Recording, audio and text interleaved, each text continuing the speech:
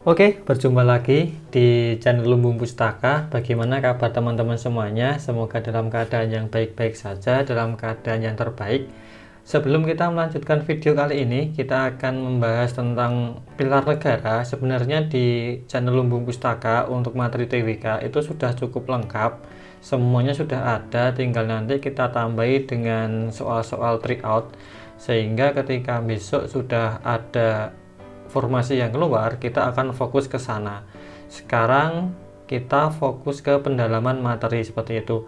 Dan sebelum membahas soal nomor 1 seperti sebelumnya, saya ingin menyampaikan bahwa terima kasih kepada teman-teman yang sudah mensubscribe channel ini, sehingga kami bisa semakin berkembang dan juga semakin banyak teman-teman yang bergabung. Kita mempunyai semakin banyak saudara.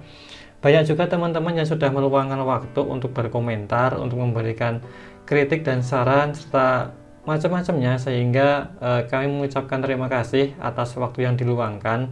Dan juga kami ingin menambahkan sedikit, di tahun 2018 itu materi yang paling susah atau materi yang banyak menggugurkan peserta itu adalah TKP. Ya, teman-teman yang pernah ikut ujian 2018 pasti merasakan itu. Lalu di tahun 2019 yang banyak menggugurkan adalah TWK. Oke, ini kenyataan ya. Lalu di tahun 2020 ini kira-kira apa yang akan dibuat sulit? Kalau kita prediksi secara rasional, itu kemungkinan besar adalah di TIU atau di TIU-nya. Sehingga di Lumbung Pustaka itu setiap 1 jam sekali itu selalu diupdate dengan satu soal TIU sederhana, sehingga teman-teman setiap 1 jam sekali itu akan diberikan satu soal sederhana. Itu silahkan ditonton, meskipun sudah paham ceritanya atau caranya, silahkan ditonton untuk menguatkan ingatan teman-teman semua. Ini gunanya untuk apa? Untuk berjaga-jaga. Untuk berjaga-jaga di tahun 2020 ini, nanti yang dibikin sulit adalah yang ini. Andaikan tidak semuanya mudah ya syukur, tapi kalau andaikan ini benar terjadi, kita sudah persiapan. Oke, kita lanjutkan ke soal nomor 1. Proses amandemen UUD 1905 yang dilakukan oleh MPR memiliki beberapa alasan utama, diantaranya jadi amandemen UUD itu sudah berapa kali? UUD 1945 itu sudah diamandemen sebanyak 4 kali. Kenapa diamandemen? Kita cek jawaban yang ada. Yang A, pemanfaatan sumber daya alam yang kurang efektif. B, tingginya resiko konflik sosial. C, kurangnya kritik dan saran dari masyarakat. D, adanya dualisme fungsi lembaga negara. E, kekuasaan presiden dominan dan cenderung bersifat personal. Ini yang diminta adalah yang ini ya, alasan utamanya apa gitu ya. Oke, kita melihat sejarah, itu jawaban yang paling tepat adalah yang E, karena kekuasaan presiden dominan dan cenderung bersifat personal, atau ini dibilang mendekati diktator. Contohnya apa? Oke, contohnya kita mengambil ketika Orde Lama. Nanti Orde Baru juga ada, tapi nanti bahasanya akan panjang. Kita ngambil contoh yang Orde Lama sih. Orde Baru sih, Orde Lama ya. Nah, ini aja ya yang lebih jauh biar lebih adem bahasnya ya. Orde Lama itu teman-teman pasti pernah dengar yang namanya dekret presiden, yang disampaikan oleh atau diutarakan oleh Pak Insinyur Soekarno. Pak Soekarno adalah seorang pahlawan yang sangat hebat, tetapi beliau juga manusia biasa.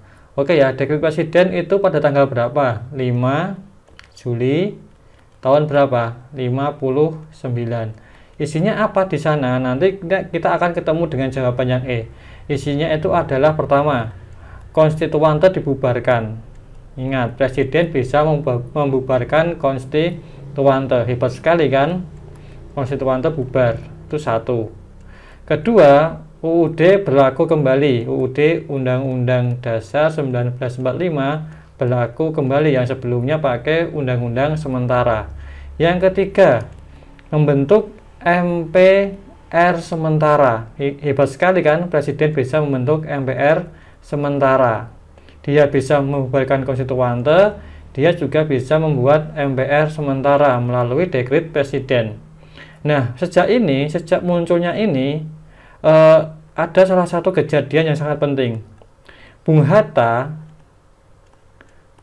itu sampai meninggalkan pemerintahan, dia memilih untuk keluar dari pemerintahan gara-gara dekret presiden ini, keluar dari pemerintah. Padahal Bung Hatta itu ibaratnya sudah seperti bagian dari Bung Karno.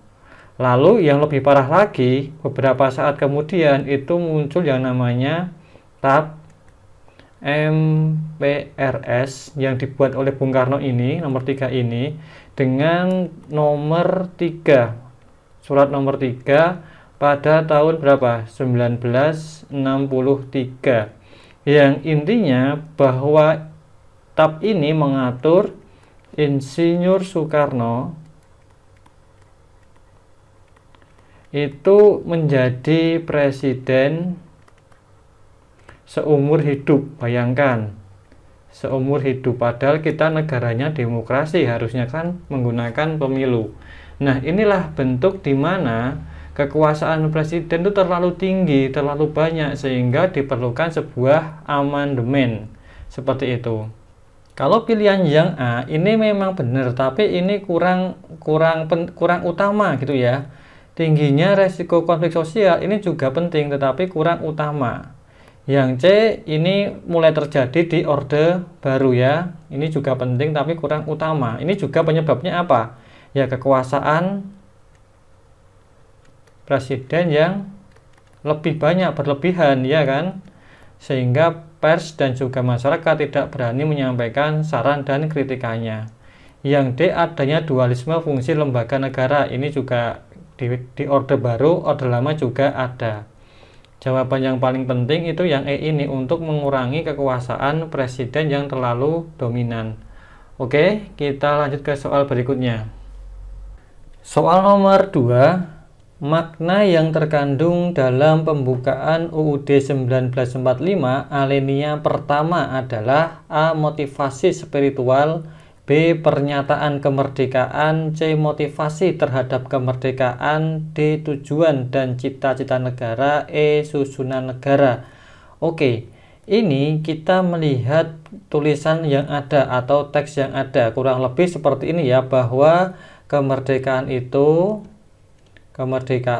adalah hak segala bangsa, itu ya, adalah hak segala bangsa. Ini yang ada di alinea pertama. Sehingga apa? Penjajahan harus dihapuskan. Penjajahan harus dihapuskan, harus dihapus. Nah, kata-kata ini menurut teman-teman maksudnya yang mana? Apakah ke motivasi spiritual? Saya kira tidak. Oke ya, ini satu. Yang B, pernyataan kemerdekaan, apakah ini benar di sini? Saya kira juga bukan. Ini bukan menyatakan bahwa Indonesia merdeka, karena nanti pernyataan merdeka itu ada sendiri, yaitu maka rakyat Indonesia menyatakan dengan ini kemerdekaannya. Itu juga ada nanti di alinea ketiga. Nah, ini pernyataan kemerdekaan. Yang C, motivasi terhadap kemerdekaan. Nah, ini yang tepat. Inilah motivasi kemerdekaan kita, bahwa yang namanya kemerdekaan itulah hak segala bangsa, dan penjajahan itu harus dihapuskan. Yang D, tujuan dan cita-cita negara. Ini ada di berapa? Alinea ke-4. Alinea ke-4, susunan negara juga di alinea ke-4. Nah, seperti ini. Berarti jawabannya yang C, motivasi terhadap kemerdekaan. Lanjut. Soal nomor 3. Atas berkat rahmat Allah yang Maha Kuasa adalah cuplikan pembukaan UUD 1945 alinea ketiga yang memiliki makna. Oke, ini ya, A. Momentum pernyataan kemerdekaan. Yang B. Kemerdekaan harus diisi oleh program pembangunan. C. Kehidupan seimbang antara kebutuhan spiritual dan material. D. Motivasi luhur dan spiritual terhadap kemerdekaan. Yang E, kemerdekaan adalah tujuan akhir negara Indonesia. Ini kalau yang A, momentum pernyataan kemerdekaan, ini benar di alinea ketiga, tapi bukan di teks yang itu, bukan yang berkat rahmat Allah yang Maha Kuasa, tetapi ada sendiri, yaitu yang dengan ini rakyat Indonesia menyatakan kemerdekaannya, itu yang menyatakan kemerdekaannya. Nah, ini yang momentum pernyataan kemerdekaan. Lalu yang B, kemerdekaan harus diisi oleh program pembangunan. Apa yang nyambung dengan teks atas berkat rahmat Allah yang Maha Kuasa? Saya kira tidak ya, ini lebih berhubungan dengan spiritual. Yang C, kehidupan seimbang antara kebutuhan spiritual dan material. Yang spiritual ini benar, tapi yang material kan tidak nampak di teks itu. Hanya atas berkat rahmat Allah yang Maha Kuasa, berarti ini juga tidak. Yang D, motivasi luhur dan spiritual terhadap kemerdekaan. Nah, ini yang paling tepat, bahwa motivasinya adalah berkat rahmat dari Allah, dan spiritualnya juga ada di situ. Kalau yang E, kemerdekaan adalah tujuan akhir negara Indonesia, ini juga bukan ya. Tidak ada hubungannya dengan teks yang ada, dan kemerdekaan juga bukan tujuan akhir.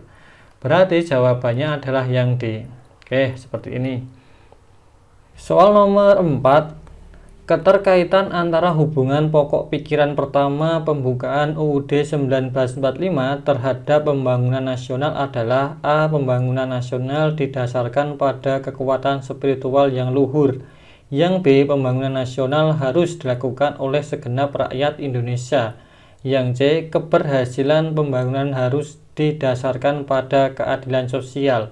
Yang D. Mengedepankan musyawarah mufakat dalam perumusan rencana pembangunan nasional.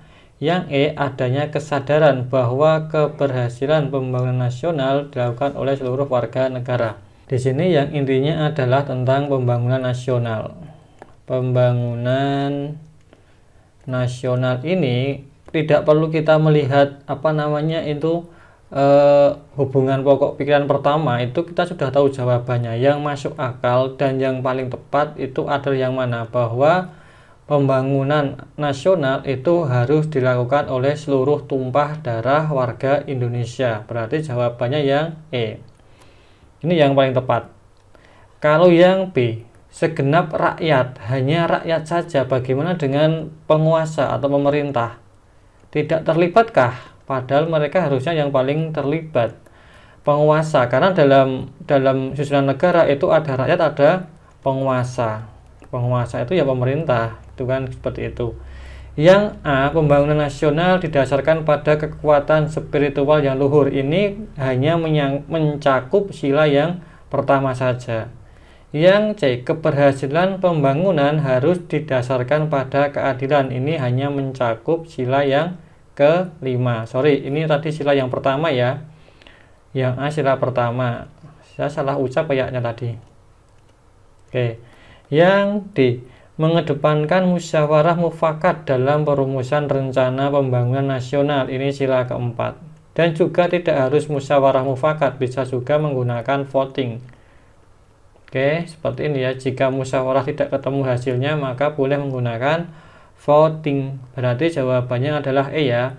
Keterkaitan antara hubungan pokok pikiran pertama dengan UUD dalam pembangunan nasional adalah kesadaran bahwa keberhasilan pembangunan nasional dilakukan oleh seluruh warga negara Indonesia. Oke, seperti itu. Soal nomor 5. Kesepakatan dasar dalam pembukaan UUD 1945 dengan cara adendum. Maksudnya adalah apa itu adendum? Yang A, naskah baru menggantikan naskah asli sebelumnya. Yang B, naskah asli UUD 1945 digantikan dengan naskah perubahan.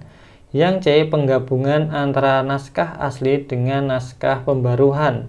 Yang D, naskah asli UUD 1945 dipertahankan dan naskah pembaharuan dilekatkan pada naskah asli.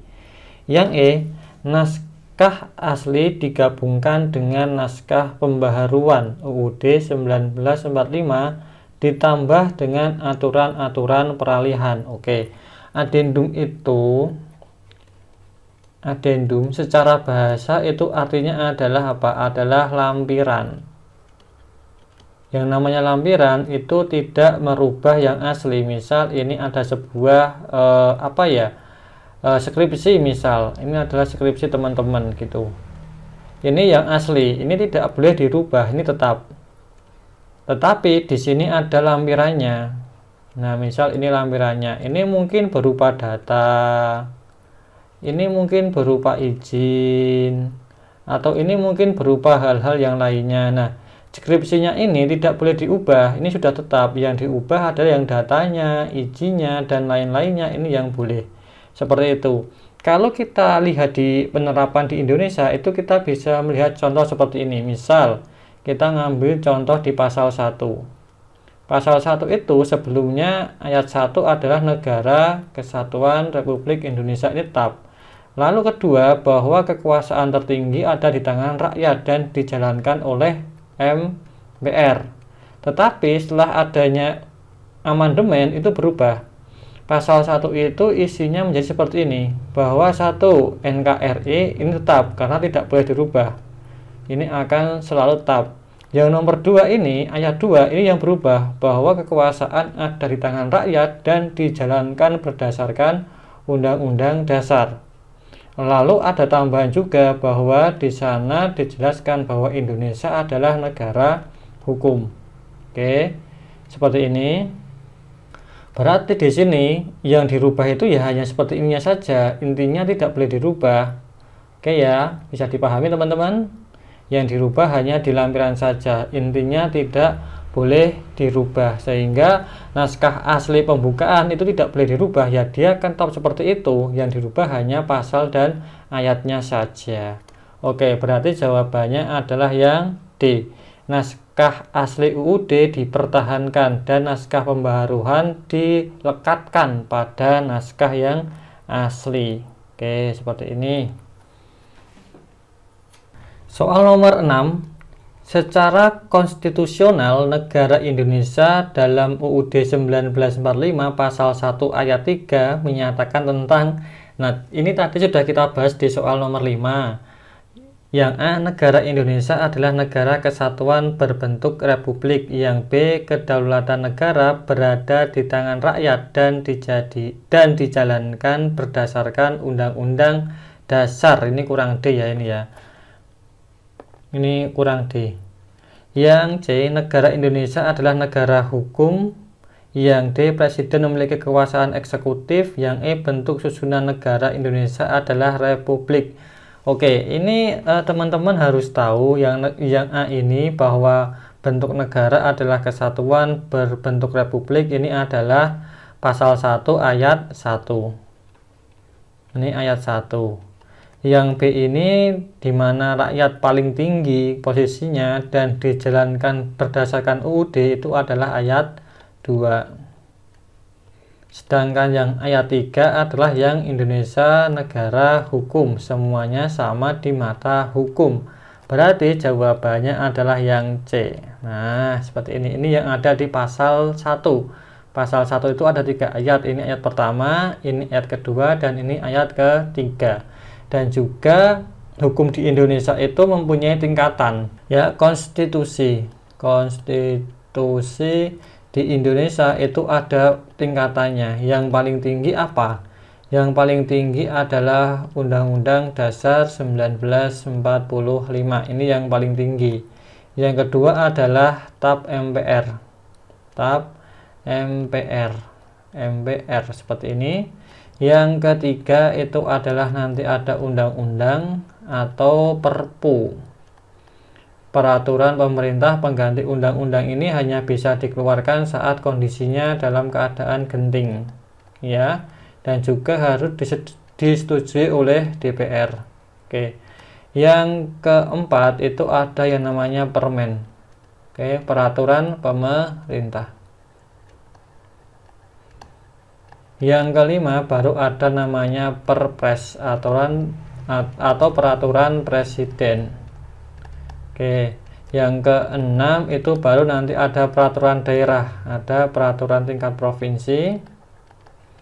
Dan yang terakhir nomor 7 itu ada peraturan pada tingkat kabupaten ataupun kota. Nah, ini juga perlu teman-teman ketahui ya. Oke, seperti ini ya tingkatan hukum di Indonesia. Oke, kita lanjutkan lagi. Soal nomor 7, sistem pemerintahan sesuai dengan teori John Locke diterapkan di Indonesia dengan pembagian kekuasaan menjadi A. Kekuasaan legislatif, eksekutif, dan yudikatif, yang B. Kekuasaan legislatif, federatif, dan yudikatif, yang C. Kekuasaan eksekutif, federatif, dan legislatif, yang D. Kekuasaan eksaminatif, eksekutif, dan federatif, yang E. Kekuasaan eksaminatif, federatif, dan eksekutif. Oke, jika teman-teman nanti membaca teorinya John Locke mungkin akan sedikit berbeda, tetapi di sini dijelaskan yang diterapkan di Indonesia, maka kita mengacu yang diterapkan di Indonesia. Pertama, di sini ada yang namanya kekuasaan. Kekuasaan ini kalau dipegang oleh satu orang saja atau satu lembaga saja itu akan sangat berbahaya. Dia ibaratnya menjadi setengah Tuhan gitu ya. Maka ini dipecah menjadi 3. Yang pertama itu adalah legislatif. Legislatif ini kalau di Indonesia ada yang namanya DPR. Ini tugasnya adalah membuat undang-undang, membuat aturan. Ini representasi dari rakyat. Oke. Lalu ada yang kedua namanya adalah eksekutif. Eksekutif ini adalah tugasnya melaksanakan undang-undang yang dibuat oleh legislatif, melaksanakan undang-undang. Oke, ini eksekutif ini atau pemerintahan yang dipimpin oleh siapa? Oleh Pak Presiden atau Bu Presiden. Yang ketiga itu ada yang namanya yudikatif. Tugasnya apa? Tugasnya dia adalah pengawasan. Dia mengawasi jalannya itu yang membuat undang-undang dan juga yang melaksanakan undang-undang. Siapa ini? Ini adalah kehakiman. Ada MK dan juga teman-temannya gitu ya.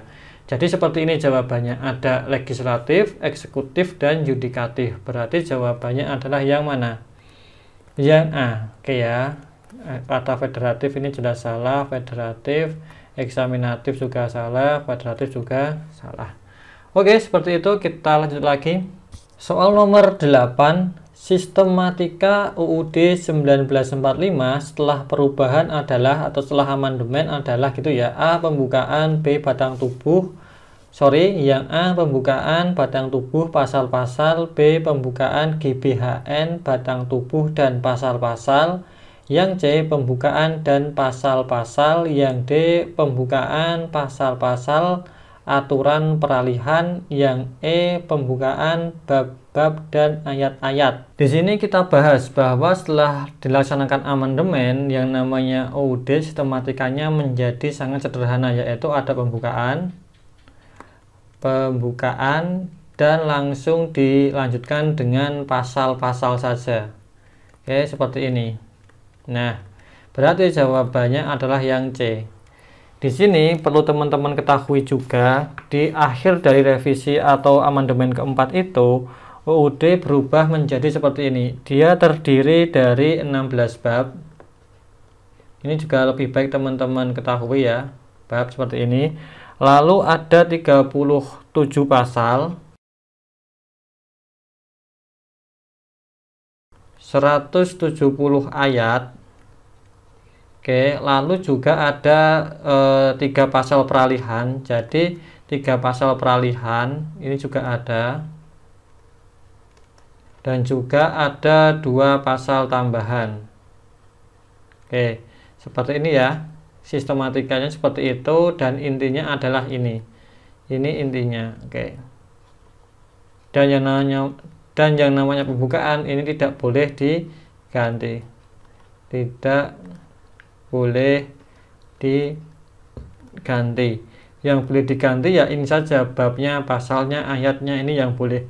Lanjut ke soal nomor 9. Berikut ini yang bukan landasan yuridis untuk diadakan perubahan terhadap UUD 1945 adalah: A. Pasal 3 UUD 1945, B. Pasal 37 UUD 1945, C. TAP MPR nomor 9 MPR 1999, D. TAP MPR nomor 9 MPR tahun 2000, atau yang E. TAP MPR nomor 10 MPR 2001. Oke ya, yang bukan merupakan landasan yuridis itu adalah yang E, karena di yang E ini membahas tentang apa? Tentang laporan, putusan, hasil musyawarah. Musyawarah apa? Musyawarah MPR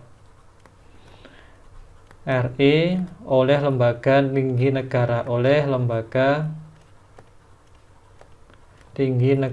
Jadi ini tidak ada hubungannya dengan UUD atau pembukaannya, tidak ada. Sedangkan di yang lainnya ini jelas ada ya, pasal 3 ini berkaitan dengan hak dan tugas MPR, hak dan wewenang ya, bukan tugas, hak dan wewenang MPR. Ini juga tentang mekanisme perubahan UUD, ini juga TAP MPR ini saling berkaitan untuk keduanya antara C dan D ini saling berkaitan. Oke, kita lanjut lagi. Soal nomor 10, soal yang terakhir di video yang pertama. Perhatikan pernyataan berikut ini. Nah, sebelum membaca pernyataannya, kita baca pertanyaannya dulu agar bisa langsung tahu jawabannya. Pernyataan di atas yang termasuk sebagai aturan pokok dalam kaidah perubahan terhadap UUD ya. Oke, perubahan UUD. Nomor 1, perubahan dilaksanakan dengan adendum. Oke, ini benar. Tidak merubah naskah aslinya. Yang nomor 2, mempertegas sistem presidensial. Ini juga benar. Yang ketiga, tidak mengubah pembukaan UUD 1945. Ini juga benar. Ini tidak boleh diubah ya. Yang nomor 4, perubahan terhadap bentuk negara dapat dilakukan. Bentuk negara itu tidak boleh diubah. Ini ada di pasal berapa? Pasal 37. Di sana diatur bahwa khusus untuk bentuk negara itu tidak boleh dirubah. Yang nomor 5, harus sesuai dengan persetujuan DPR sebanyak 1/3 dari jumlah anggota. Ini mekanismenya kalau kita mengacu ke pasal 37 itu seperti ini. Pertama adalah DPR itu mengusulkan kepada MPR. Nah, ini satu. Setelah itu mereka akan mengadakan yang namanya sidang. Ketika sidang itu 3/4 dari MPR itu harus hadir dulu. Nah, setelah 3/4 hadir itu harus minimal ada 50% plus 1 anggota DPR yang menyetujui. Oke, berarti yang nomor 4 dan juga nomor 5 itu salah. Yang ada angka 4 berarti salah ya, ini juga salah. Yang ini juga salah. Berarti yang benar hanya yang C saja, 1, 2, dan 3. Oke, seperti itu. Soal yang terakhir. Oke, sampai jumpa di video berikutnya.